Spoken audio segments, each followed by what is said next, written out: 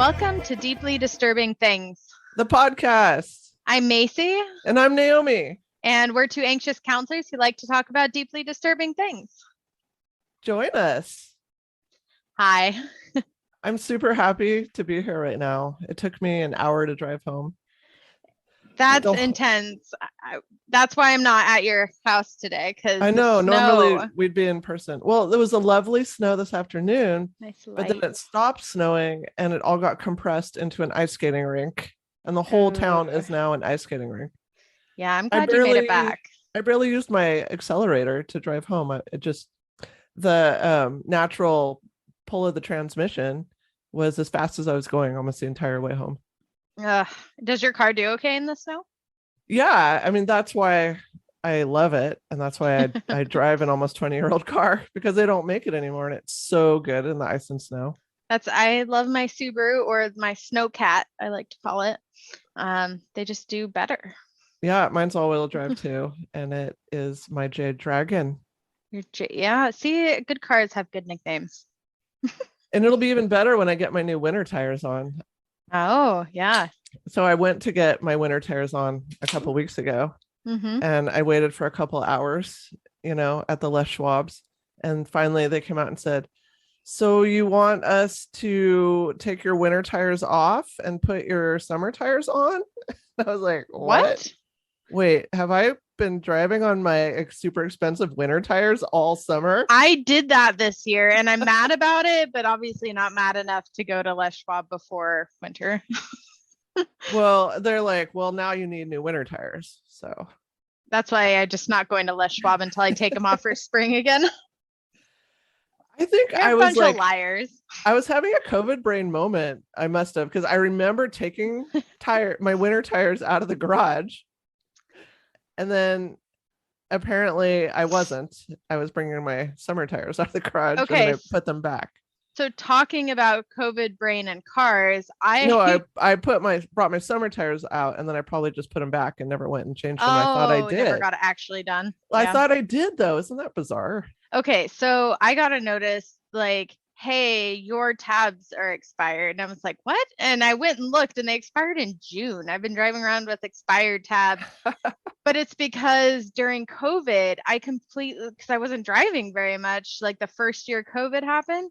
So I got my tabs renewed like a month before they were due. So I didn't register in my brain that I had to get them a month later again. And so, yeah, I've been driving without tabs. I think we've been in a weird COVID brain time warp. Yeah, it feels really weird because normally I'm pretty timely about that, or I think about it more like, oh, I need to do that. And nope. Yeah, like just today, I'm like, oh, when we went into lockdown earlier this year in March, and I'm like, wait, that was last March. That was 2020 March. Yeah. Yeah. No, we've been in this a long time. Somewhere a year went by and I don't know how that happened. Like, how did that happen? Both the slowest and the fastest time I've ever experienced at once. Yeah. Well, cheers to that on that Cheers to that. I forgot after. You can't cheers and then not drink anything. I know, I'm very bad at social. Because that seals the deal. Does it? It makes it happen. Whatever. You have to raise the glass and take a drink, and that means you're in on whatever got said. Oh, okay. Well, I'm definitely in on whatever got said. So great. I had like a random thought this week, and I admit this is a weird random thought. What happens to like women or men who have breast implants when they die? Because like their body deteriorates, right, over time, but then will future, because like I was thinking about the museum I went to when I was in Spain, and they had like a little curled up body skeleton from ages ago, and I was like, gosh, that's so violating. But like, are they gonna find bodies like forever in the future and there's just gonna be sacks of goo? Yeah, just like sacks of goo water on them. They're gonna be trying to like figure out what ritualistic thing these goo sacks had to do with. I think they'll sink into the skeleton and they'll just be in the middle like a prize. Oh, it'll just like goop in. Yeah. So and then I have titanium in my wrist, so that'll yeah, just be hanging around there. yeah. I mean, yeah, exactly. And I looked it up because that's what I do. And I watched a video of a mortician who was talking about how when they cremate bodies, it actually like the boobules melt down into a goo and they just like scrape it out of the bottom of the cremation thing at the end. It's not even considered a biohazard because it's not biological. They What scrape it about out. with bodies that just decompose? How long do they last? Well, nobody goes in there I mean, unless they're like way later, Well, somebody should rob, check it out. grave robbing. Somebody Yeah. should, because inquiring minds want to know. Well, apparently the UK now goes around to crematoriums and collects like you were talking about your metal in your arm, and they recycle a lot of it now. Hmm. Yeah. Neat. Not in the US, I don't think, but there. So, anyways, that was my random Well, information here look up. in Washington State, you can get made into a soil. Oh, yeah, I saw that. Like in it for a tree to grow out of, right? Yeah, or whatever. Mm-hmm. Mm-hmm. It's a human composting. Mm. So you can do that. I would love for my body to be put into like a vegetable garden that my family's forced to eat at like a memorial dinner. Just put it in your fucking will and they'll have to do it. Eat the tomatoes. Do it. The Macy tomatoes. Don't worry, there's no boob sacks in there. You have to chew through.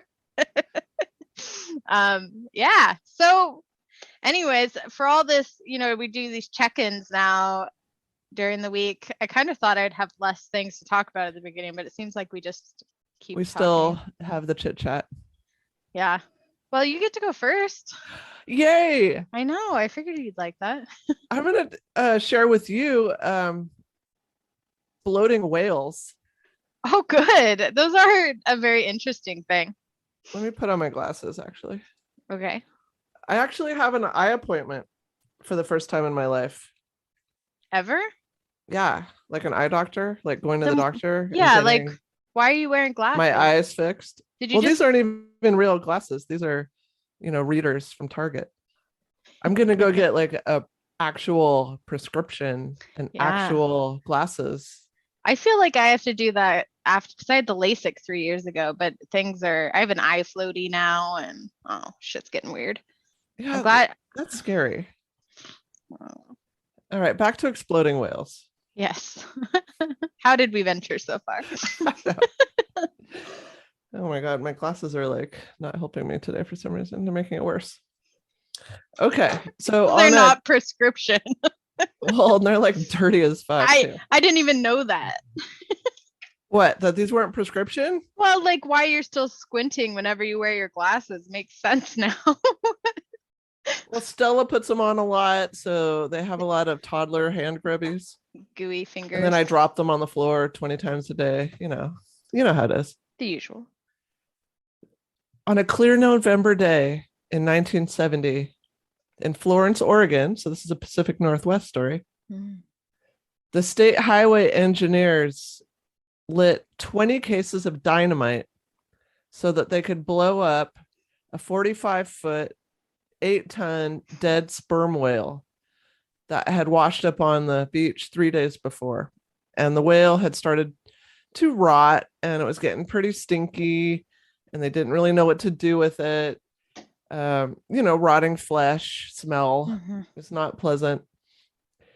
And so the hope was that the whale would be disintegrated pretty much by the blast. And then the little bits that remained, the little morsels, would be eaten up by seagulls and fish. Okay. Morsels. So Paul Lindman, who was reporting that day for the local TV station KATU, said in his report, it had to be said the Oregon State Highway Department not only had a whale of a problem on its hands, it had a stinking whale of a problem. Wow. Look at them. I like this Paul Lindman. He's great. He's punny as fuck, witty. So back then, the coast, like all the beach, was managed by the state highway division. And so the officials figured that they would tackle this whale problem the same way they tackled any kind of highway problem, like a big boulder on the road or whatnot. They'd blow it up. That's what you do. Something you want to get rid of, you blow it up. Yes. And so that was their plan. Unfortunately, things did not go well. The engineers had planned that when they blew up the whale, that the bits would shoot into the ocean, rain down on the water, these little bite-sized, appetizers for the animals to eat. Yes, those nummy morsels, whale morsels. Sushi. All of a sudden, there was this 100-foot geyser of blood, blubber, and sand going up straight into the sky. Larry Bacon said, an on-scene reporter for the local Register Guard. It was like a blubber snowstorm with tiny particles of blubber floating down after the big chunks. And I'll show you a picture of the explosion. Yes, so you can see that.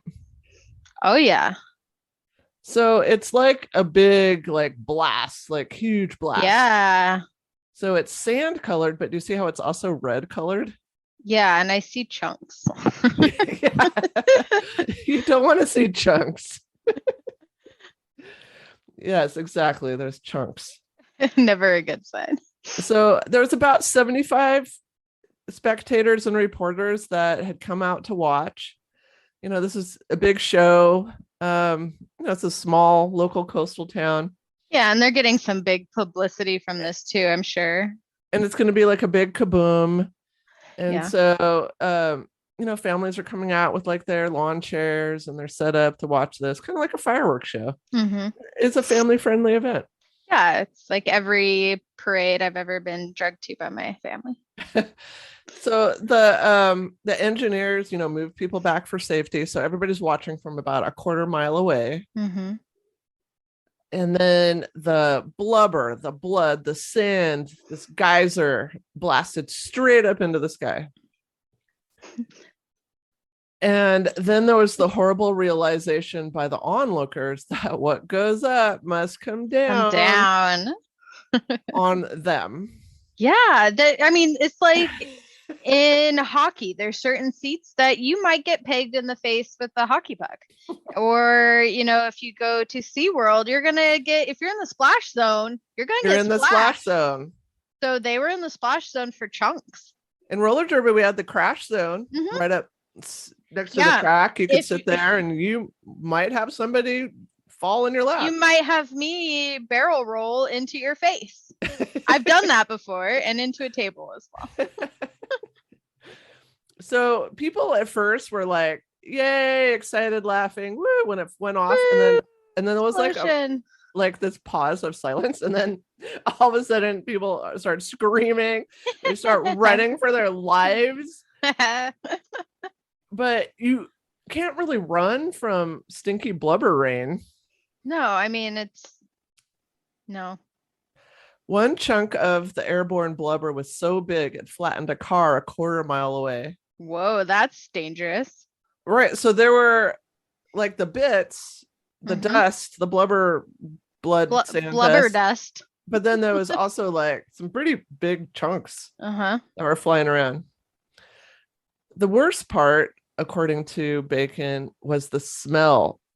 It lingered with the onlookers for days. He said people were retching.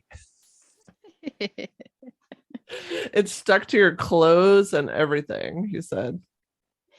That would have been great. The Barney parade, if he would have exploded Barney goo all over everybody. If only Barney was filled with purple goo. Purple goo. Like a jelly donut. Yum. So the general consensus from everyone involved was that what went wrong was that not enough dynamite was used. Oh, so like it didn't. That's what went wrong. not Oh, not all kinds of other things. okay. Are they thinking like more dynamite would have like chunked it smaller? Yeah, they're thinking it would have chunked it smaller because it's my scientific term. Yeah, I mean there were such big pieces left over that big like tractors had to come in and they had to like bury it on the beach. Like there are pieces that were like as big as a small whale left. But I think there was problems not only with not having the pieces small enough, but the trajectory seems all wrong. That did not go into the ocean. That went straight up into the air. Yeah.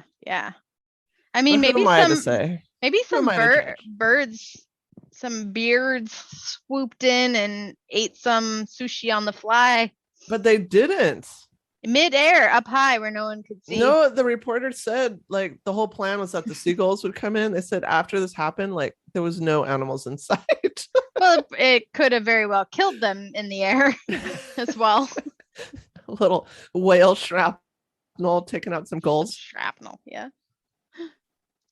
So when this whale washed ashore, it had been a really long time since the community had experienced a beach whale, so they didn't know what to do with it. Have you ever seen a beach whale? I've seen the pictures of when this happened. Oh, you haven't seen a beach whale in real life? No. So where I grew up down in California, I saw several. They're very stinky, but fascinating. Yeah, I was about to say, I think I'd go and explore where I shouldn't. It was like a big deal. Like my family would drive to the beach to specifically see a dead whale because it's really your only opportunity to see a whale like that up close. I mean, I've seen them like whale watching alive, and that's pretty cool. Yeah. I mean, this you can like touch them if you want to. I mean, it's dead, but poke it.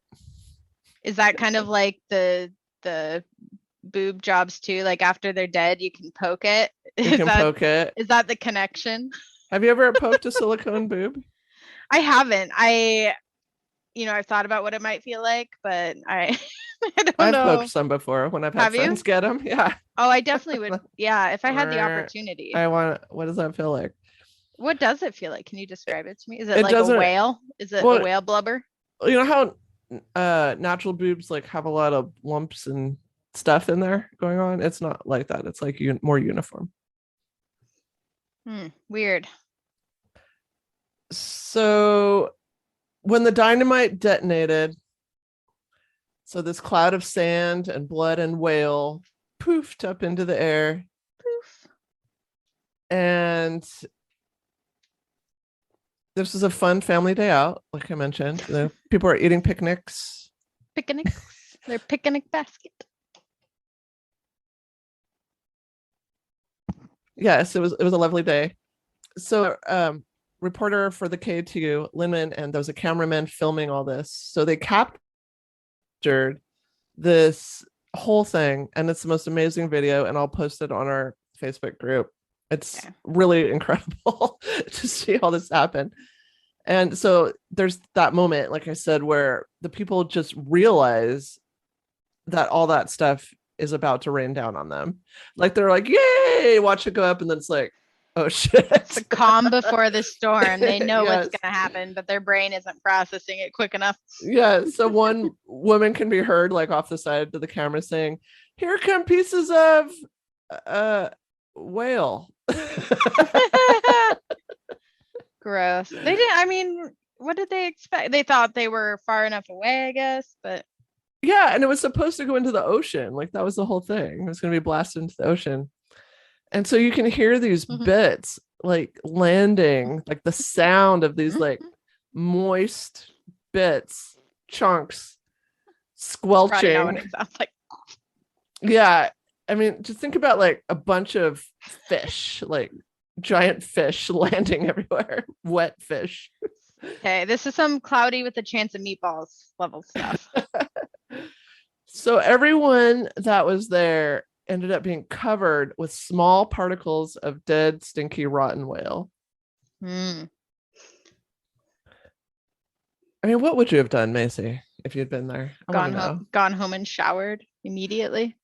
I mean, what would have been your thought process though, sitting and watching that? Like, I probably would have had a moment of, well, I guess I deserve this. you would blame yourself somehow. It's that ridiculous that like it must be my fault. I should just own this one and not get too upset about it. Can you imagine driving home with your stinky whale bit covered selves in the car? I mean, I would probably drive home naked. I would strip down. Oh yeah, I would leave my clothes at the scene. Yep. I would not take that shit home with me. Mm-mm. No way. So in one of the finest moments, in my opinion, in the history of journalism, Linman in his news report said, "The blasted blubber beyond all believable bounds." What the fuck? Wait, can you say that one more time? The blasted blubber beyond all believable bounds. The blasted blubber beyond. I'm writing this down. Beyond all believable bounds. I mean, that is just the most amazing podcast title. That's now the podcast title. It's the blasted blubber beyond all believable bounds. That's Isn't great. That amazing. What a hero. No, this guy is my hero for sure. We don't have news journalism like this anymore. No. Where you're allowed to be funny. I mean, now they'd just be like, oh my God, like people could have died. And by the way, nobody died. Nobody got injured. There was a car that got crushed. No one was in it. That's it. Okay.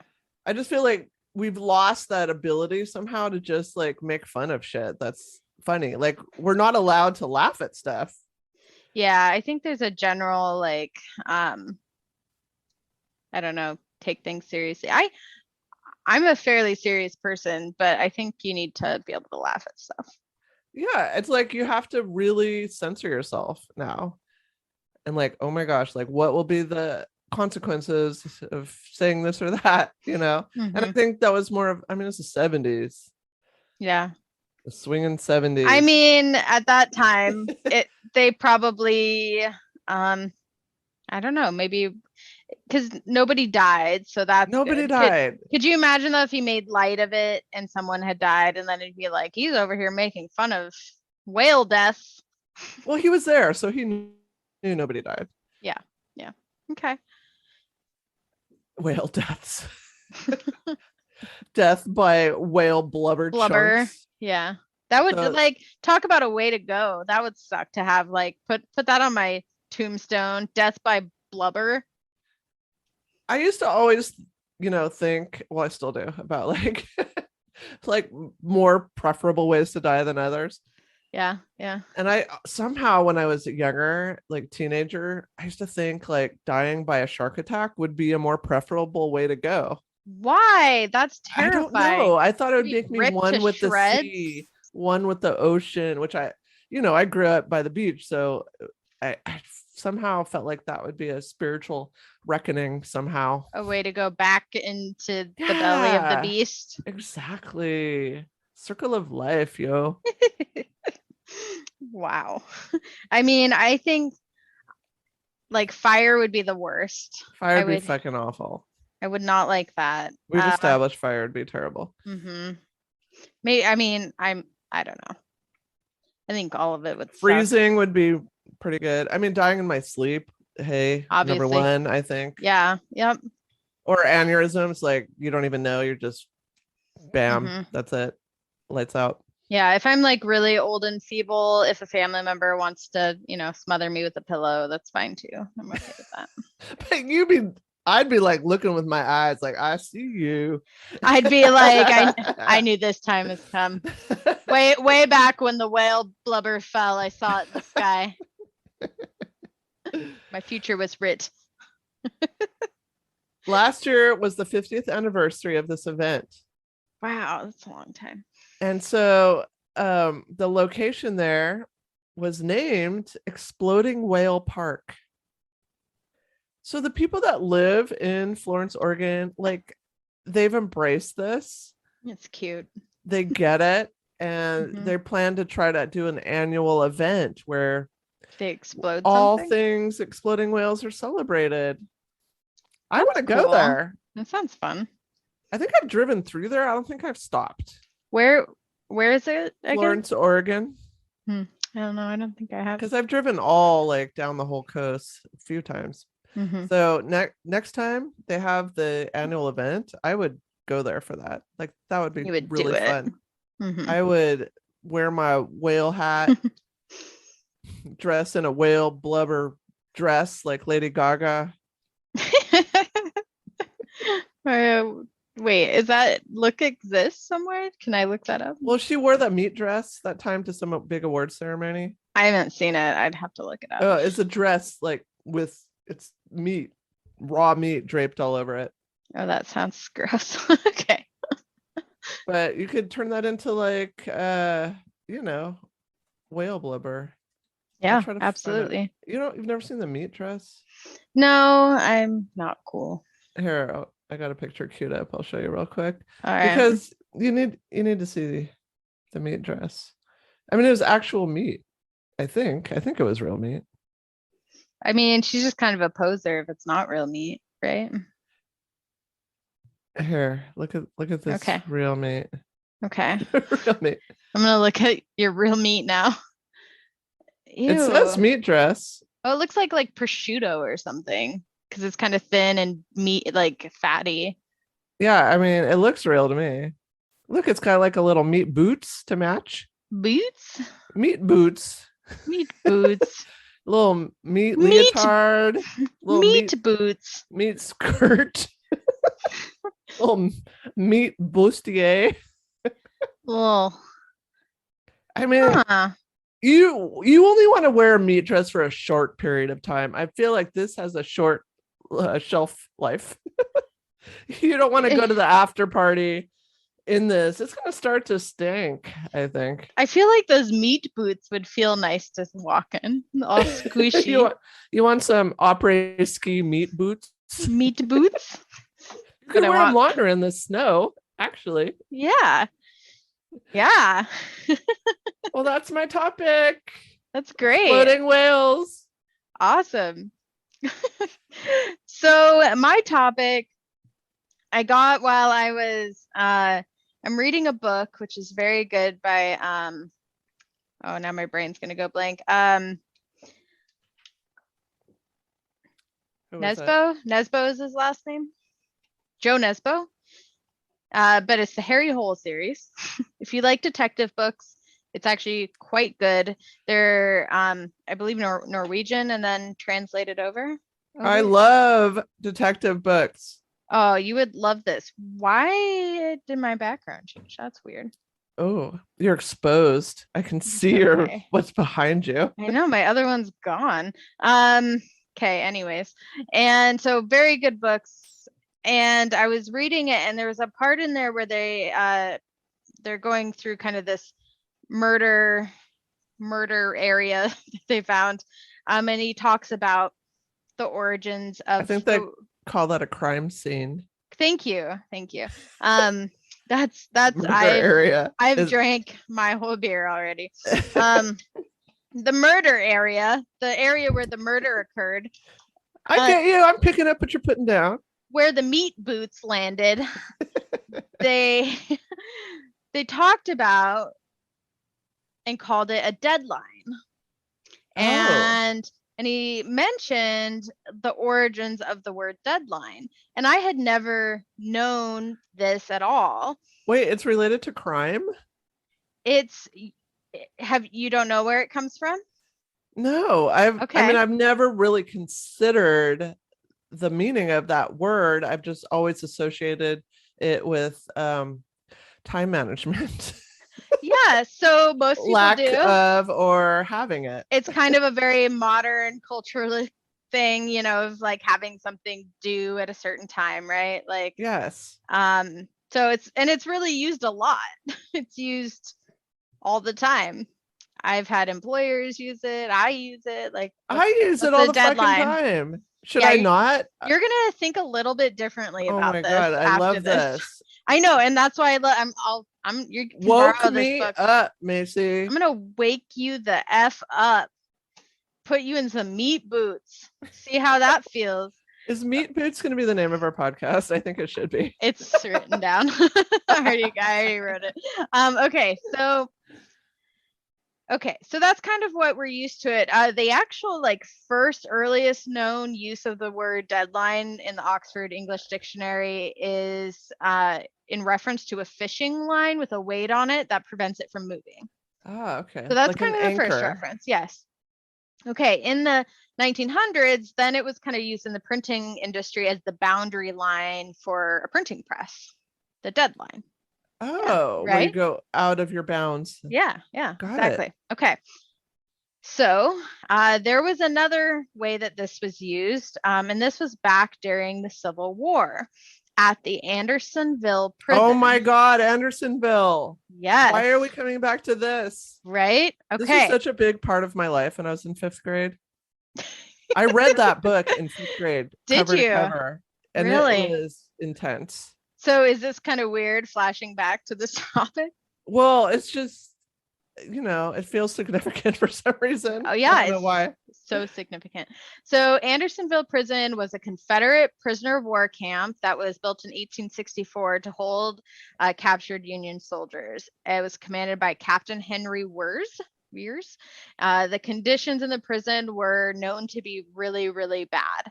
Real bad, with about 13,000 of the camp's total 45,000 prisoners dying over the time it ran. Really bad. The prison lacked enough food and water for even the guards to sustain, let alone the prisoners. So what do you remember from way back in your childhood? From 5th grade? Come on. I'm curious because obviously I don't remember a lot. I mean, okay. It did leave an impact. Just, how just bleak and brutal the situation was. Mm-hmm. I mean, I think it's kind of weird looking back that I was obsessed with the Civil War as a 5th grader and Andersonville in particular. I was really into the Titanic at that age, learning about how it sank and all of the details of it. Yeah. One day I want to go to a real Civil War place. I've never been to the South other than Florida, which doesn't really count. Gotcha. Yeah. I mean, I went to the one in Oklahoma, but that was, not great. Are you there still? Yeah. Okay. Sorry, you froze. Okay. I didn't freeze. I was just holding my face still. Oh, you were very still. So I was pensive. Yeah, I could see you're waiting for more information. So I was. So at this prison, many people had typhoid fever, scurvy, dysentery. The conditions were horrendous. They had no real organization in the prison and how they built it. So they didn't have living facilities or cells. They had to use simple wooden stake fencing. And they used that for 10 to 20 feet high to keep the prisoners in. So it was basically a big fenced area. So, that keeps people in, but many people, healthy men, could try to climb it. And many people worked as teams to try to climb it as well. And obviously the conditions are so horrible inside that people want to escape for their lives. It's worth it, even if you die. Exactly. Yeah. So prison guards are placed on watch positions and given orders to shoot any man attempting to climb the walls. Even this did not always work, as oftentimes they'd get over the walls before people were noticed or able to be targeted. So to give the guards more time to react, Weirs added the so-called deadline. What is this? Tell me more, Macy. This was a literal line of wooden planks or fences about 20 feet inside the outer wall. Orders were given to the guards that any man who crossed the deadline, even by a hair, would be shot on sight without warning. Shit. The guards were positioned about 90 feet apart along the wall, giving them a good angle to fire on anybody who would go and cross the deadline. Wow. Why do we not use this in our vernacular now?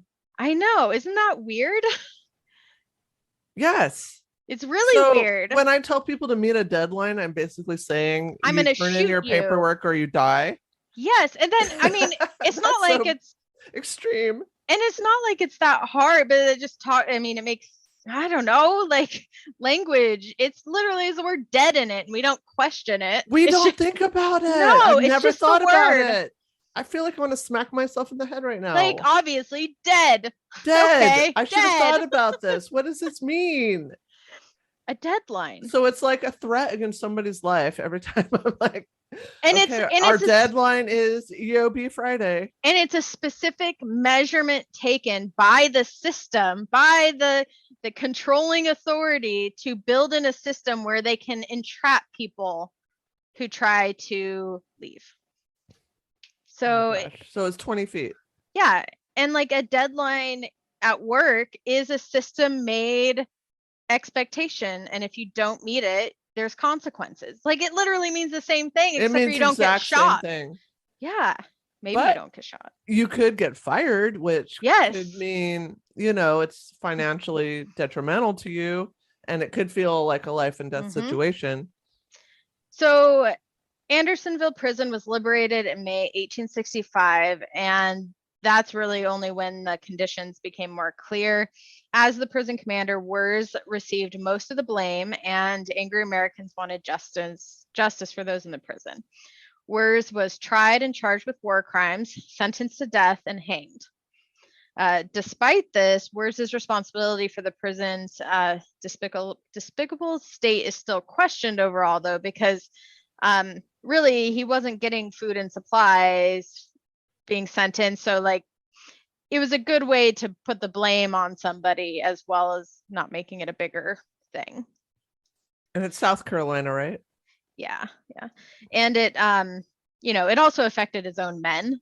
So it's not like his own guards weren't able to eat as well. So it's, you would think if there was food, his people would be fat and happy as well.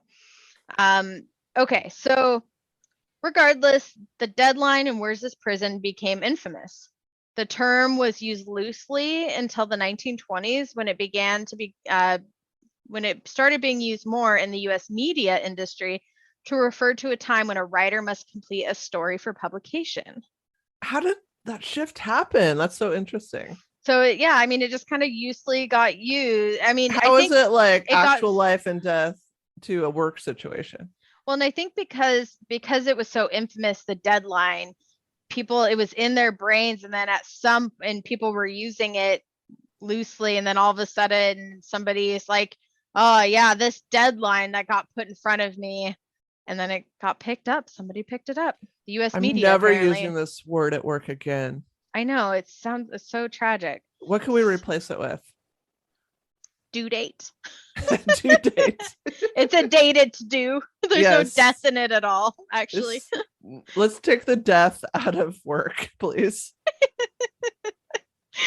So, I mean, some may argue that, this kind of goes back to the humor part of, do you change things, or do you just laugh it off? But I think that it's worth considering how work is already stressful for so many people. Yes.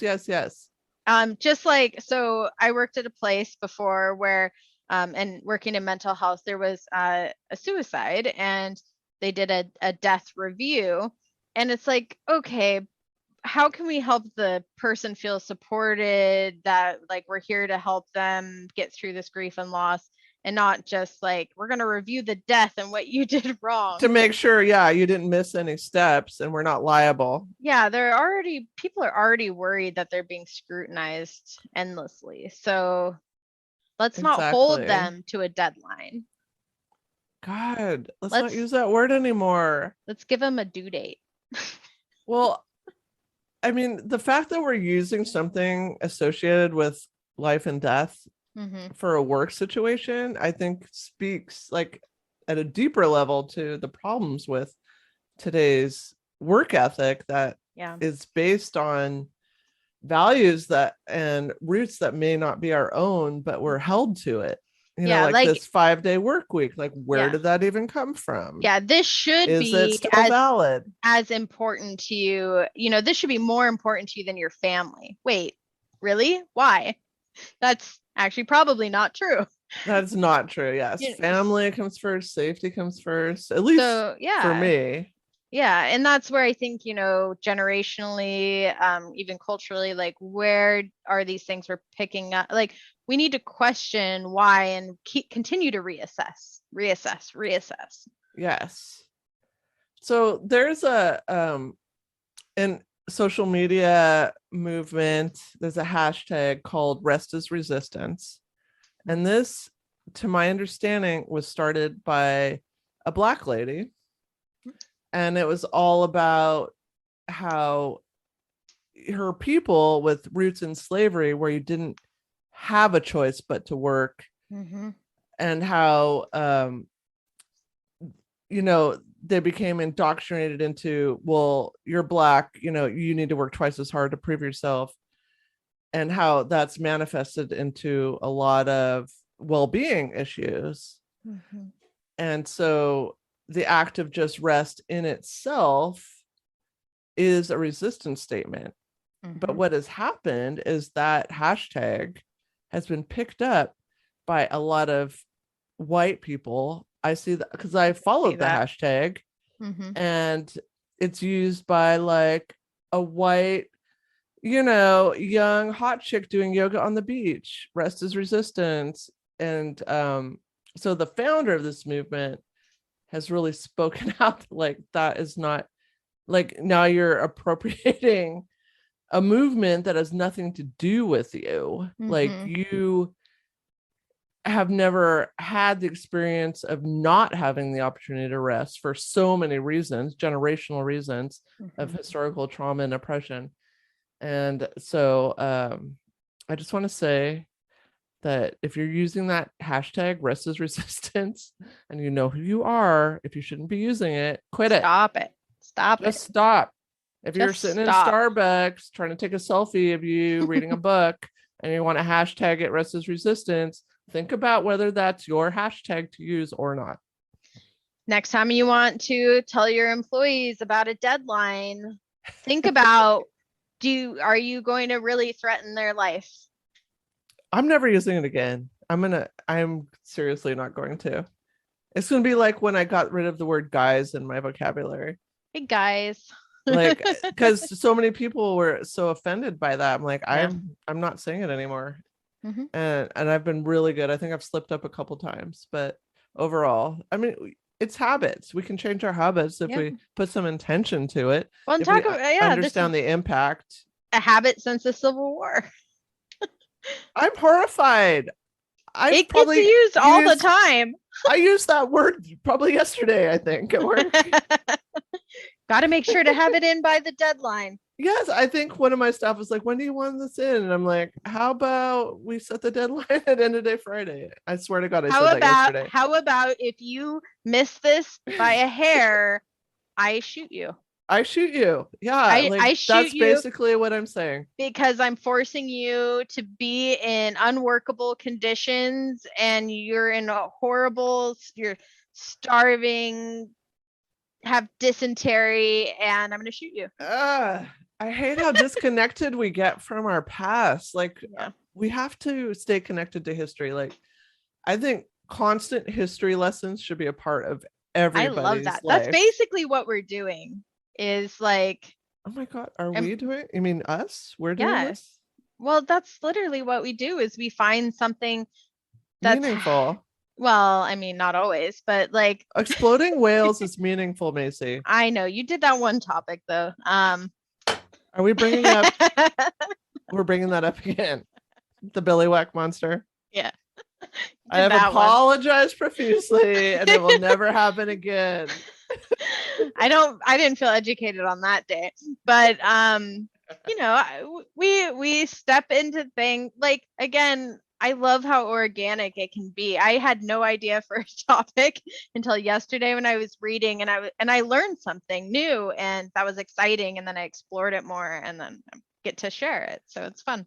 I know, it's super fun. I love picking a topic that I've wanted to know more about, but like the podcast gives me like a reason to actually do some research.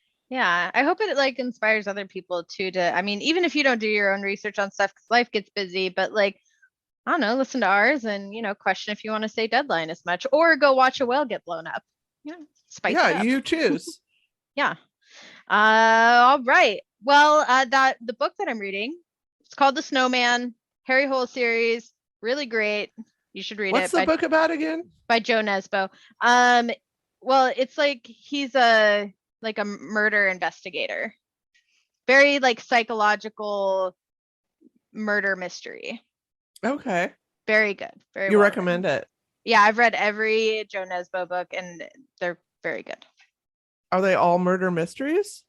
Yeah, and the Harry Hole series. So Harry Why Hole have you not recommended this to me? You know I love murder mysteries. I have them all too. I'm looking at them on the shelf and I'm like, they're just sitting there. I'm gonna bring you some and you can read them. I am currently reading, since now we're talking about that. Yes. Harlem Shuffle by Colson Whitehead. It's my second Colson Whitehead book. The first book I read was called The Underground Railroad, and it fucked with my head because he puts his own fictionalized twist on the Underground Railroad, where it's an actual railroad. Oh. And an actual underground railroad, like with trains and tracks and stuff. Mm-hmm. And I, honest to God, had to stop and set it down and say, was I not paying attention in class? Like, I always thought that was like, a metaphor. Like, was it an actual underground railroad? And I looked it up and no, it's not. That was what he created. But it kind of messed with my head. And so now I'm reading this second book, which is better, I think, in my opinion. Mm-hmm. But I'm like my trust is a little bit blown as far as historical fiction truth. Yeah, that's not an oxymoron. Like when he describes stuff, I'm like, well, is that really what happened, or is that like? I mean, maybe that's kind of his different version. His point is to make you, to widen perspective. But I love like really good historical fiction where you learn about that time through the story of some, fictional characters. I love that. I mean, what you're talking about almost bleeds sci-fi a bit, like where it's, fictional. I mean, but I chose that book called Underground Railroad because it's like, wow, I'd really like to learn more about that. I mean, I feel like it was like a section of a chapter in a history book when I went to school. Mm-hmm. Like I'd love to dive into that, and then it was like this whole like different take on it, and now I feel like I have trust issues with Colson Whitehead. Well, you'll love Joe Nesbo because it's exciting. It's a fun ride for sure. I am totally gonna check it out immediately after I finish the book I'm reading right now. I'll bring them to you. I have enough, so you can have it. Are you going to want it back? Because I have problems with that. I don't like it when people give me an actual book and want it back. Because I feel like that's too much pressure and responsibility on me. And I could ruin the book and then I feel like a terrible person. If I give it to you as a gift, I'll feel better about it. So I'll wrap it. Like either I keep it. You can keep it. Or I don't want it. Yeah, you can keep it. I'll give you, so I'll finish the one I'm reading and then I'll give you that one because that one is like a standalone. I mean, do you remember when you loaned me that one book a long time ago? I know, that's why. And I had so much pressure. Haruki Murakami. I didn't even read it because I'm I'm going to ruin it. I'm going to crack a page. I know. You told me you were going to happen. Read in the bath with it. And I was like, no, don't do that. Yeah. And I'm like, oh God, I'm just not even going to, I'm just going to leave it in a bag. I'm a book snob. Yeah, no. Anyways, we can sort out book dealings later. All right. Until next time. Bring your umbrella to any whale exploding event. And always remember that the blasted blubber beyond all believable bounds from the belly of the beast. It's hard to say. You did it! Yes. All right. Bye. Bye.